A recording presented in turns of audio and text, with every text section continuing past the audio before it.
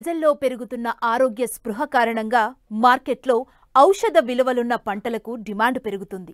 దీన్నే అవకాశంగా తీసుకున్న చాలా మంది రైతులు అధిక పోషక విలువలు కలిగుండి అంతరించిపోతున్న దేశీ వరి వంగడాలను పండిస్తూ అధిక లాభాలు పొందుతున్నారు. ఈ కోవలోనే నంద్యాల జిల్లాకు చెందిన ఓ రైతు అతి పురాతనమైన దేశీ వరి రకాలను సాగు చేస్తున్నారు.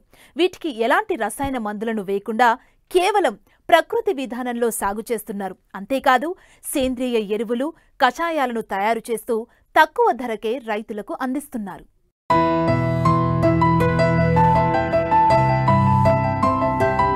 మారుతున్న పరిస్థితులకు అనుగుణంగా ఆహారపు అలవాట్లు కూడా మారిపోతున్నాయి. అందులో పోషకాలు అధికంగా ఉన్న ఆహారాన్ని ప్రజలు ఇష్టపడుతున్నారు. దీంతో రైతులు కూడా అధిక పోషకాలు ఉన్న పంటల సాగుకే ప్రాధాన్యమిస్తున్నారు. ఇందులో భాగంగానే చాలా మంది రైతులు సేంద్రియ విధానంలో పంటలను పండిస్తున్నారు. ముఖ్యంగా అంతరించిపోతున్న దేశీ వరి రకాలలో అధిక ఔషధ గుణాలు ఉండడంతో మార్కెట్లో కూడా మంచి ధర పలుకుతుంది. దీంతో రైతులు దేశీ వరి రకాలను సేకరించి సాగు చేస్తూ మంచి ఆదాయాన్ని పొందుతున్నారు. ఇలా సాగు చేస్తున్న వారిలో నంద్యాల జిల్లా గోస్పాడు మండలం జిల్లెల గ్రామానికి చెందిన రైతు బాల మద్దిలేటి ఒకరు. తన 10 ఎకరాల్లో అంతరించిపోతున్న అతి పురాణ వరి రకాలను సాగు చేస్తున్నారు. ఎలాంటి రసాయన మందులను వాడకుండా కేవలం సేంద్రియ ఎరువులనే వాడుతూ పంట పండిస్తున్నారు. ఇది పుంగారు వెరైటీ. పుంగారు అంటే మనకు మహిళల్లో వస్తే పిల్లలు కాని వాళ్ళకు సమస్య ఉంటే వాళ్ళకు పుంగారు రైస్ ఉపయోగపడతాయి. స్త్రీకి గర్భసంచి సమస్యలు ఉన్నా, స్త్రీకి ఏ సమస్యలు వచ్చినా ఈ పుంగారు రైస్ తింటే పిల్లలు కాకపోయినా ఇది ఉపయోగపడుతుంది. ఆ యొక్క అత్యంత పోషక విలువలు ఉన్నాయి కాబట్టి ఈ రకం వేయడం అయింది. ఏ మందులు గిందులు అవి వాడాల్సిన అవసరం లేదు. అంటే ఈ ఎరువులు కానీ ఈ జీవన ఎరువులు కూడా వాడాల్సిన అవసరం లేదు. నాటేసి కలుపు తీస్తే అదే పండేస్తుంది. కొంచెం ఒకసారి 2 సార్లు కషాయాలు కొట్టుకున్నా పండుతుంది. చాలా ఈజీ అయిన వ్యవసాయం ఇది. ఇది తక్కువ సమయంలోనే పండుతుంది. 110 రోజులకు పంట వస్తుంది సార్. శివుని సాంబ వేసాము. శివుని సాంబలో సన్న రకాలు, మనకు వైట్ రకాలు రెగ్యులర్గా తినేదానికి బాగా ఉపయోగపడతాయి. దీంట్లో బాగా పోషక విలువలు ఉంటాయి. బీపీ షుగర్ ఉన్న ప్రశాంతంగా కుటుంబ సభ్యులు అందరూ తినగలిగినది, అత్యంత పోషకాలు ఉన్నది. మనకు రెగ్యులర్గా వాడచ్చు. సన్న రకాలు కాబట్టి ఈ రకం వేసాము. 110 రోజుల పైరు.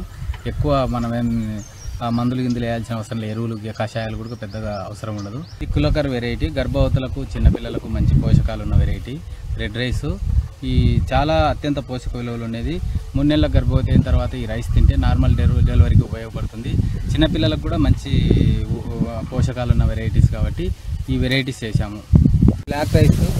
బ్లాక్ రైస్నే మనకు కాలపట్టి వెరైటీ అత్యంత పోషక విలువలు ఉన్నది. క్యాన్సర్ నిరోధానికి ఈ రైస్ ఉపయోగపడుతుంది. క్యాన్సర్ అనేది వ్యాధి కాదు, మనిషిలో ఉన్న ఆర్గానిజంని చంపేస్తుంది.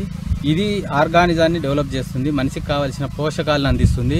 క్యాన్సర్కు అద్భుతంగా పనిచేస్తుంది. దీంట్లో అత్యంత పోషక విలువలు ఉంటాయి. ఇది కేరళలో కూడా అయ్యప్పస్వామి టెంపుల్లో ప్రసాదం ఇస్తారు. ఇవి చాలా పోషక విలువలు ఉన్నాయి అనే వెరైటీస్ కాబట్టి ఇవి వేసాను. ఇప్పుడు అందరికీ ఎక్కువ అవేర్నెస్ పెరిగిపోయింది, అందుకనే ఈ వెరైటీస్ వేయడం అయింది. రైతులకు కూడా సీడ్ ఇవ్వడానికి మనం కొంత ఇష్టపడుతున్నాం. ఎక్కువ శాతం రైతుల దగ్గర ఉంటే అది రైతు కుటుంబాలకు ఉపయోగపడుతుంది అని ఉద్దేశం. దేశవాళీ వెరైటీస్లో ఇది ఒకటి. ఇది కాలనమ్మకు ఫస్ట్ టైం వేసాం. మాకు తెలియక కొంచెం వాటర్ ఎంత ఎక్కువ ఇవ్వడం వల్ల ఈసారి పడిపోయింది. కాలనమ్మకు చాలా పోషకాలు ఉంటాయి, అత్యంత పోషక విలువలు ఉన్నాయి. తమిళనాడు విత్తనము, చాలా ప్రాధాన్యత గల విత్తనము. ఇది ఒడ్లు వచ్చేసరికి బ్లాక్ ఉంటాయి, రైస్ వైట్ ఉంటుంది. సెంటెడ్ వెరైటీ, మంచి సువాసన భరితంగా ఉంటుంది. దీంట్లో అత్యంత పోషక విలువలు ఉన్నాయి. మన పూర్వీకులు ఇది బాగా ప్రాధాన్యతగా వాడేవాళ్ళు. కాలనమ్మక అనేది బుద్ధుని కాలం నుంచి ఉండేది. బుద్ధుడు మన దేశానికి నుంచి వేవేటప్పుడు ఈ రైస్ ఇచ్చాడనేది కొంత వాడక ఉంది. రైతులు ఆరోగ్యంగా ఉండడం, భూమిని ఆరోగ్యంగా ఉంచాలనే ఉద్దేశంతో ప్రకృతి వ్యవసాయం చేస్తున్నారు రైతు మద్దిలేటి. తానొక్కడే కాకుండా తోటి రైతులు కూడా ప్రకృతి వ్యవసాయం చేసే విధంగా ప్రోత్సహిస్తున్నారు. ఇందుకోసం దేశీ వరి రకాల సీడ్ బ్యాంక్ ఏర్పాటు చేశారు. వీటితో పాటు నవధాన్యాల కిట్లు, పెరటి తోటల కిట్లు, బీజామృతం, ఘన, ద్రవ జీవామృతంతో పాటు జీవన ఎరువులు, కషాయాలు తయారు చేసి తక్కువ ధరకి అందిస్తున్నారు. మనం ప్రకృతి వ్యవసాయం చేయడం ప్రధాన ఉద్దేశం ఒక 2 రకాలు. ఒకటి రైతును ఆరోగ్యంగా ఉంచడం, రెండోది ఈ భూమిని ఆరోగ్యంగా ఉంచడం, ఈ పరిసరాలను ఆరోగ్యంగా ఉంచడం. భవిష్యత్ తరాలు వ్యవసాయం కొనసాగించాలంటే రైతులు ఆరోగ్యంగా ఉండాలనేది ప్రధాన ధ్యేయంగా నేను వ్యవసాయం చేస్తున్నా. దాంట్లో భాగంగా రైతులకు కావలసిన ఇన్పుట్స్ ఇస్తూ చిన్న రైతులు పెద్ద రైతులు అందరికీ ఇన్పుట్స్ రెడీ చేసి ఎన్పిఎం షాప్ ద్వారా ప్రభుత్వం నుంచి మనకి ఇచ్చిన అవకాశాన్ని వినియోగించుకొని ఎన్పిఎం షాప్ ద్వారా ఈ కషాయాలు ఇస్తూ తర్వాత ఈ సీడ్ ఇవ్వాలనేదే నా ఉద్దేశం. దాంట్లో భాగంగానే సీడ్ బ్యాంక్ ఏర్పాటు చేయాలని రెడీ అవుతున్నాము. నెక్స్ట్ సీజన్ కల్లా అందరికీ రైతులకు ఎక్కువ శాతం దేశవాళీ వెరైటీస్ని సీడ్ ఏర్పాటు చేస్తాము.